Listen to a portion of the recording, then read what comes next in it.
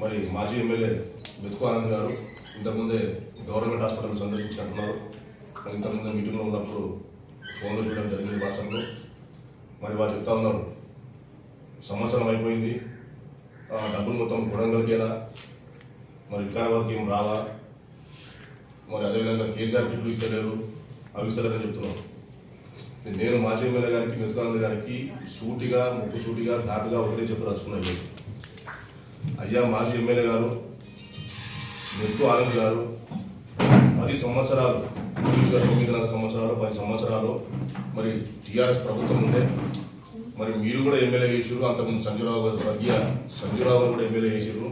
మరి అప్పుడు కూడా ఇంకా రోడ్డు గురించి పట్టించుకోలేదు, ఇక్కడ ప్రజల గురించి ఎక్కడ కూడా పట్టించుకోలేదు. మీరు 5 సంవత్సరాలు ఎమ్మెల్యేగా చేసారు, ఒక్క రోడ్ అనే వేసిర్రా? ఏ ఊరు రోడ్ వేసి ఇప్పుడు చెప్తున్నాడు, చాలా గుంతలు పడ్డాయా, గుంతలన్నా కూర్చుండి కనీసం అని చెప్తున్నాడు. మరి నీకు ఆ రోజు కనిపించలేవా గుంతలు? ఈ 10 సంవత్సరంలోనే గుంతలైనా రోడ్డు అని? 10 సంవత్సరాల నుంచి గుంతలు కనిపించలేవా మీకు? మరి మీ ప్రభుత్వం ఉన్నప్పుడు ఏం చేసారు? మీరు ఎమ్మెల్యే ఉన్నప్పుడు ఏం చేసారు? ఒక్క రూపాయి స్పెషల్ ఫండ్ అని తీసుకొచ్చిర్రా? ఒక్క రోడ్ అని వేసిర్రా? మరి 5 సంవత్సరాల్లో ఒక్క రూపాయన మా వికారాబాద్ మున్సిపల్కు మా స్పెషల్ ఫండ్ ఏమైనా తీసుకొచ్చిర్రా? ప్రజల గురించి పట్టించుకున్నారా?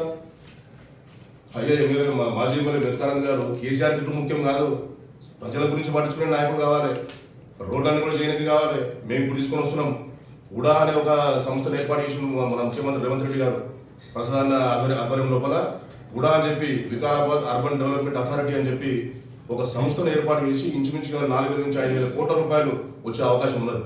ఆల్రెడీ ఇంచుమించుగా 350 కోట్ల రూపాయలు ఆల్రెడీ మనం ఒక ఫౌండేషన్ కూడా చేసుకున్నాం. ఆలంపల్లి ఉతారులో గిరిగట్పల్లి, మన రామచిట్టంపల్లి, పీలారం ఆ రోడ్ మొత్తం ఆల్రెడీ పెట్టుకున్నాం. ఇంకొకటి కూడా రాబోతుంది. ఇప్పుడు మన కుంపల్లి బ్రిడ్జ్ నుంచి మదనపల్లి ఆ రోడ్ కూడా పెట్టేస్తున్నాం. మరి ఈ విధంగా డెవలప్మెంట్ కార్యక్రమాలన్నీ కూడా చేసుకుంటూ పోతున్నాం.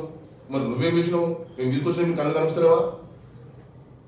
మాజీ ఎమ్మెల్యే గారు మెతుకు ఆనంద్ గారు మీకు కళ్ళు కనిపిస్తారా? ఇవన్నీ ఫండ్స్ కావా? ఇది ప్రజలను పంచుతున్నట్టు కాదా? ఇది మరి గుంతలు పూడుస్తున్నట్టు కాదా?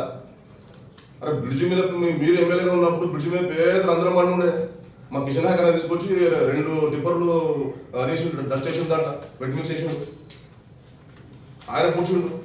మన బ్రిడ్జి గురించి ఎప్పుడు పడుచుకున్నాను? ఈరోజు బ్రిడ్జి మంచి సర్వాంగా సుందరంగా అయింది. దానికి సైడ్ రైలింగ్స్ పెట్టినాం, బీటీ రోడ్ వేసినాం. తెలంగాణ పబ్లిక్ తిరుగుతుంటారు కాబట్టి లైటింగ్ కనిపించే విధంగా వాళ్ళంతా కూడా సెంటర్లో పెయింటింగ్ చేసినాం, రేడియం వేసినాం, స్పీడ్ బ్రేకర్లు కూడా పెట్టినాం.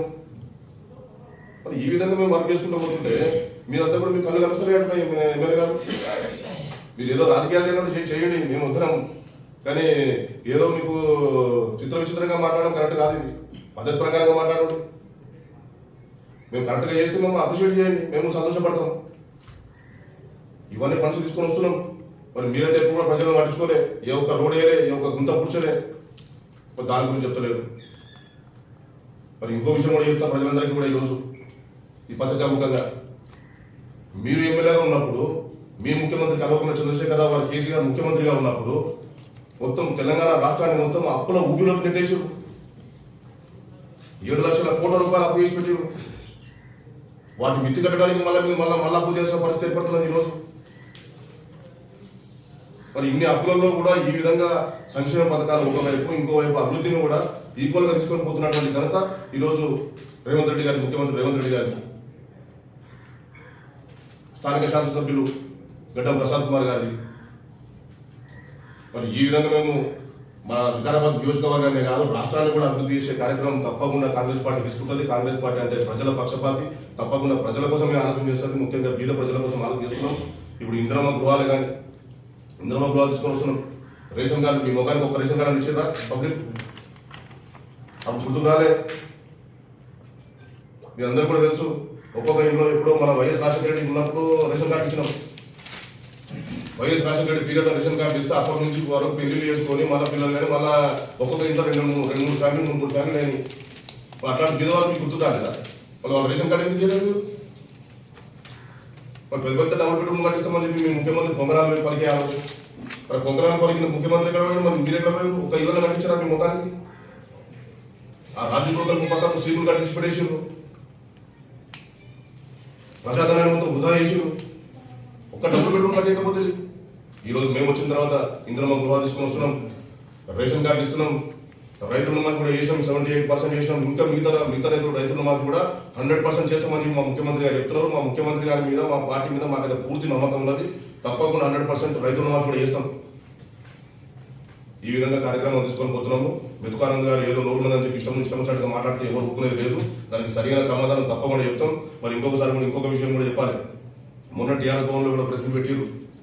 ఆయన చెప్తా ఉన్నాడు, సీఎం రేవంత్ రెడ్డి గారి అన్న తిరుపతి రెడ్డి గారు వస్తే మన కలెక్టర్ గారు పోయి ఒంగి దండాలు పెట్టి ఆయన రిసీవ్ చేసుకుని వస్తున్నాడు.